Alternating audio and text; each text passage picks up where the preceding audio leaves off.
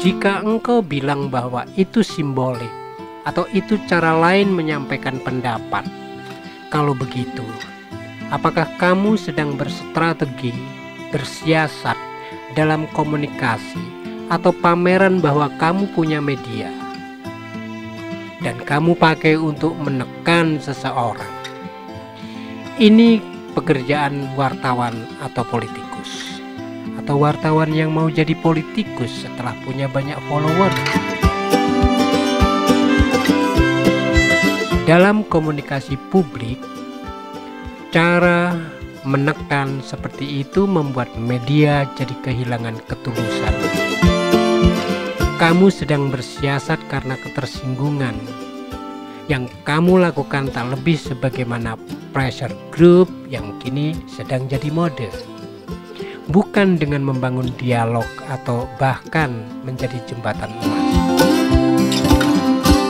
Pers atau media yang kamu bawa itu kamu jadikan sebagaimana Din Samsudin atau Gatot Nurmantio, juga oleh biasanya para kadrun ketika melakukan pressure di ruang-ruang publik. Pertanyaan-pertanyaan diperkosa menjadi pernyataan-pernyataan dengan preferensi tertentu, dan karenanya memang disengaja tak butuh jawaban, tapi sudah melakukan penghakiman meski dibungkus dengan bahasa mendayu-dayu. Persis kayak mahasiswa dulu dalam forum-forum diskusi, mengajukan pertanyaan, namun setelah itu pergi, karena bukan jawaban yang dibutuhkan, melainkan nilai kehadirannya dalam sebuah diskusi. Jika yang engkau lakukan adalah tugas, jurnalisme macam apa yang hendak kamu bangun? Pernyataan-pernyataan yang kamu bungkus jadi pertanyaan untuk satu orang dalam melihat kompleksitas bencana nasional menjadi tendensius karena penuh judgement. Dan tragisnya, tanpa kehadiran orang yang kamu tanya. Jika kamu berdalih salahnya dia tidak datang, apakah artinya dia salah dan kamu benar, serta telah berlaku adil dengan tindakanmu?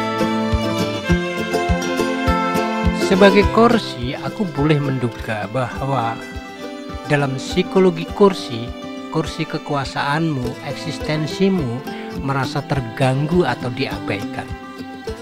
Dan itu penghinaan. Hingga engkau kehilangan keseimbangan dan kejernihan untuk melihat masalah secara lebih mendalam. Bukan hanya sekedar kekepoan, ini ada Menteri Kesehatan yang paling bertanggung jawab di masa pandemi, kok malah tak banyak bicara. Publik kehilangan dimensi permasalahan karena kamu terjebak dalam peristiwa subjektifnya, dan mungkin terlihat dalam kepentingan subjektifmu pula. Itu sebenarnya dalam ilmu jurnalistik, kamu telah melakukan penutupan atau penggelapan untuk menjadikan jurnalisme sebagai bagian pencerahan. Sementara masyarakat sering disuguhi omongan dokter yang satu sama lain bisa berbeda. IDI, Ikatan Dokter Indonesia, sebagai organisasi profesi yang ketat, tak bisa mengendalikan para dokternya ngomong beda-beda berkait pandemi. Belum pula masyarakat juga tahu ada ketidakharmonisan antara IDI dengan Menteri Kesehatan, di mana IDI tidak bisa menerima Dr. Terawan Agus Putranto sebagai Menteri Kesehatan.